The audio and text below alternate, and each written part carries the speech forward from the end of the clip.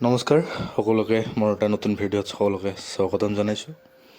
হয়, আজি কথা পাতিম যে আমি দেখিবলৈ পাইছোঁ যে যোৱা কেইদিনৰ পৰা বা কেইটা বছৰৰ পৰা আমি দেখিব পাইছোঁ যে যি এটা অসমত লাখ লাখ চাকৰি প্ৰক্ৰিয়াখিনি চলি আছে বা ৰিক্ৰুইটমেণ্টখিনি হৈ আছে, সেইটো আমাৰ শিক্ষা বিভাগ হওক বা ADAR হওক, থাৰ্ড গ্ৰেড ফ'ৰ্থ গ্ৰেড হওক বা আমাৰ অসম পুলিচ হওক বা বিভিন্ন ধৰণৰ PNRD হওক, মেডিকেল ডিপাৰ্টমেণ্ট হওক, তো বহুতো ডিপাৰ্টমেণ্টত অলৰেডি বহুত বা APSC হওক বহুতো ৰিক্ৰুইটমেণ্ট হৈ গ'ল বা আগন্তুক দিনতো আমাৰ চিফ মিনিষ্টাৰ ডাঙৰীয়াই যিহেতু 4 তাৰিখৰ পৰা ধাৰাবাহিকভাৱে অসম পুলিচৰ যি বেটেলিয়ন হওক বা SI হওক বা যিমানখিনি আছে ড্ৰাইভাৰ হওক তাৰ পিছে আমাৰ 7 তাৰিখে ADAR ৰিজাল্ট ঘোষণা কৰিব আৰু তাৰপিছত যিহেতু 11 তাৰিখে GT আৰু PGTৰ যিটো কিছুমানে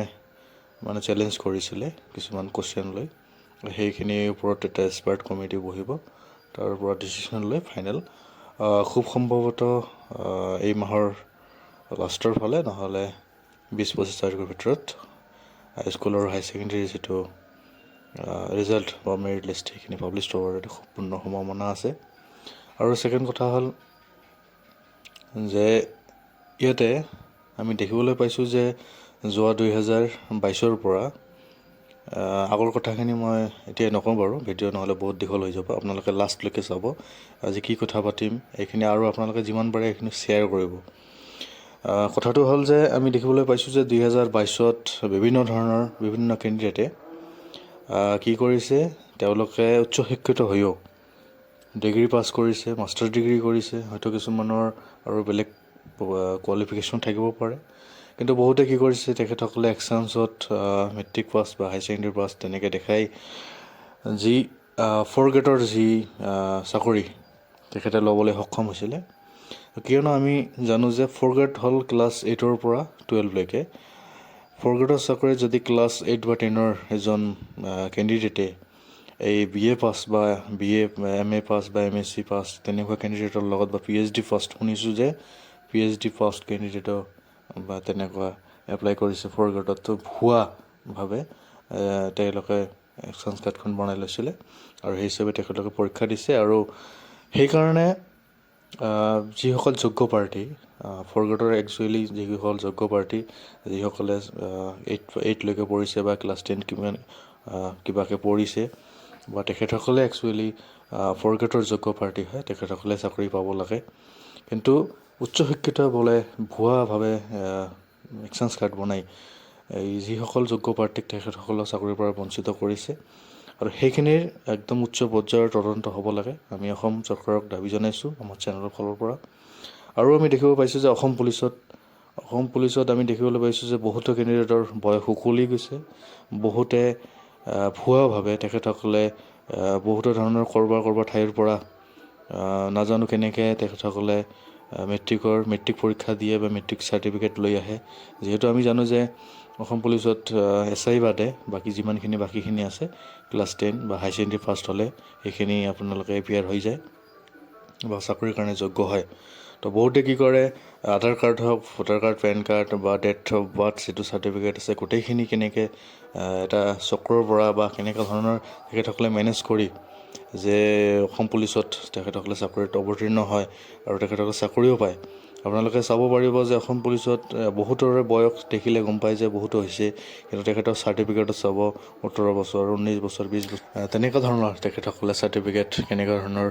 আৰু অসম পুলিচৰ যিটো 4 গ্ৰেড পৰীক্ষাত আপোনালোকে চাব পাৰিব, আপোনালোকৰ ওচৰে পাঁজৰে যিমানখিনি আছে অসমৰ অল অভাৰ অসমত মই জনাইছোঁ যে আমি চাইছোঁ যে মই নিজে প্ৰত্যক্ষ কৰিছোঁ, যিটো ৱাটাৰ কেৰিয়াৰ হওক বা আপোনাৰ ট্ৰেডমেন হওক বা তেনেকুৱা ধৰণৰ যিবিলাক 4 গ্ৰেডৰ চাকৰিখিনি আছিলে, চুইপাৰ হওক বা তেনেকুৱা ধৰণৰ, বা তেখেতসকলে একাংশই এটা ভুৱাভাৱে বা চাৰ্টিফিকেট কুকিঙৰ হওক তেনেকুৱা ধৰণৰ কোনো এটা ইনষ্টিটিউট বা তেনেকুৱা ধৰণৰ তেখেতসকলে পইচা দি তেখেতসকলে চাৰ্টিফিকেট এখন লৈ আহে, এক্সপিৰিয়েঞ্চ চাৰ্টিফিকেট বা কাম কৰা চাৰ্টিফিকেট তেখেতসকলে লৈ আহি যথেষ্ট সংখ্যক কেণ্ডিডেটে মই দেখিছোঁ চাকৰি পাবলৈ সক্ষম হৈছে।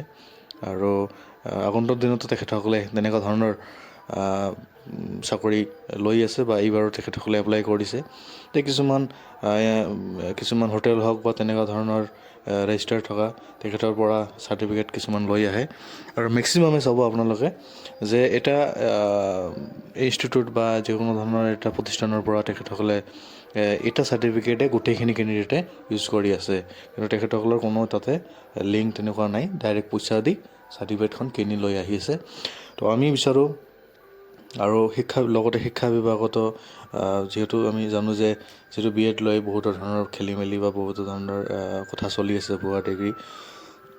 তো আমাৰ চেনেলৰ ফালৰ পৰা এইখিনি কথা, যিখিনি ভুৱা ডিগ্ৰী আছে, যিসকলৰ কোনো লিংক নাই বা ডাইৰেক্ট পইচা দি চাৰ্টিফিকেট কিনি আনে, সেইখিনি গোটেইখিনিও উলিয়াব লাগে আৰু সেইখিনি ভালকৈ পৰ্যবেক্ষণ কৰিব লাগে আৰু তেখেতসকলৰ ওপৰত এটা তদন্ত বহিব লাগে যে ভুৱাখিনি যাতে নাপায়, যোগ্যখিনিয়ে যাতে পায়। আৰু যে শিক্ষা বিভাগত যিহেতু যথেষ্টখিনি পষ্ট আছে আৰু কিছুমান আছে যে শিক্ষা বিভাগৰ যিটো বি এড ডিগ্ৰী বা DLED BEd সেইটো বাধ্যতামূলক।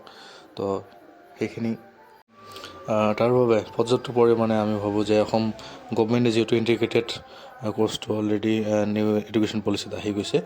তো আগন্তুক দিনত NCTO যিহেতু এইবাৰৰ পৰা 1 year BEd ডিগ্ৰীটো লাগু কৰিলে আৰু যথেষ্ট সংখ্যক আমি দেখিব পাৰিছোঁ যে অসমত যথেষ্টখিনি কলেজ ইউনিভাৰ্চিটিলৈ কনভাৰ্ট হৈ গ'ল। তো আগন্তুক দিনত খুবেই ভাল হ'ব যে অসমৰ চিটৰ সংখ্যা বাঢ়িব। ইয়াত মাষ্টাৰ ডিগ্ৰী হওক, PhD হওক বা আপোনাৰ BEd হওক, যথেষ্টখিনি কেণ্ডিডেটে কৰিবলৈ সুবিধা পাব। কিন্তু যিসকল কেণ্ডিডেটে অলৰেডি কৰিলে বা ইমান দিনে চান্স পোৱা নাছিলে যে এটা ভাল BEd কোৰ্চ কৰিব বা বহুতৰ ফাইনেন্সিয়েল কণ্ডিশ্যনো ভাল নাছিল, যাৰ কাৰণে BEd কলেজৰ সংখ্যা কম অসমত, তেখেতসকলে বাহিৰত যাব লগা হৈছিল।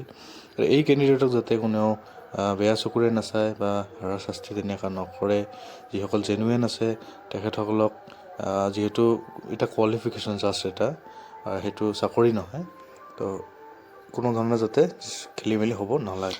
যি জেনুৱেন কেণ্ডিডেট তেখেতে যাতে চাকৰিটো পাবলৈ সক্ষম হয়, এইখিনিয়ে। আৰু শিক্ষা বিভাগৰ লগতে এডুকেশ্যন হওক, অসম পুলিচ, তাৰপিছত আপোনাৰ ADARE 4th গ্ৰেডত বিশেষকৈ বহুতে ভুৱাভাৱে চাকৰি লৈছে বা অলৰেডি কৰি আছে বা বহুতে ফল্ছ ডকুমেণ্টছ ইউজ কৰিছে। সেইখিনি উচ্চ পৰ্যায়ৰ তদন্ত হ'ব লাগে। অকল শিক্ষা বিভাগত আমি দেখিব পাইছোঁ যে নিউজে খালি শিক্ষা বিভাগ লৈয়ে ব্যস্ত হৈ আছে। শিক্ষা বিভাগত বহুতো ধৰণৰ খেলি মেলি বা ভুৱা ডিগ্ৰী কিবা সেইটো চাই আছোঁ। অকল শিক্ষা বিভাগে নহয়, অসম পুলিচে হওক বা আপোনাৰ ADARE হওক, এইখিনি গোটেইখিনি ফ'কাছত আহিব লাগে, গোটেইখিনি ধৰা পৰিব লাগে যিসকল ফল্ছ আছে। সেইখিনি আমাৰ গভমেণ্টলৈ অনুৰোধ থাকিল যাতে গভমেণ্টে এই বস্তুখিনি ভালকৈ চায় আৰু ইয়াত এটা উচ্চ পৰ্যায়ৰ এটা তদন্ত দিয়ে, যাতে যিখিনি ভুৱা সেইখিনি যাতে ধৰা পৰে আৰু জেনুৱেনখিনিয়ে চাকৰি পায়। Thank U.